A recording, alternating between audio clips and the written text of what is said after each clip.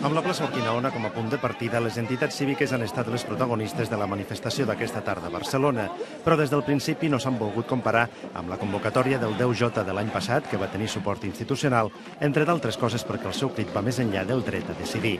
És evident que numèricament no podem aplegar tanta gent. Nosaltres no volem mitges tintes ni volem una altra cosa. Tots els que estem aquí només volem independència, no volem res més.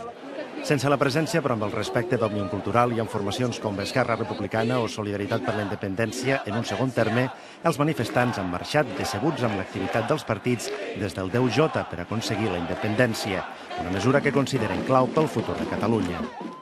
I entre els crits dels manifestants, molts asseguren que una Catalunya independent patiria menys la crisi i també criticant el pacte pressupostari entre Convergència i Unió i el Partit Popular. Després del Majestic tornen a pactar i ens prenen el pèl. I l'únic que queda sortir aquí és bravar-te. Ha canviat que la gent ja està farta i ha canviat que cada cop l'independentisme és més gran.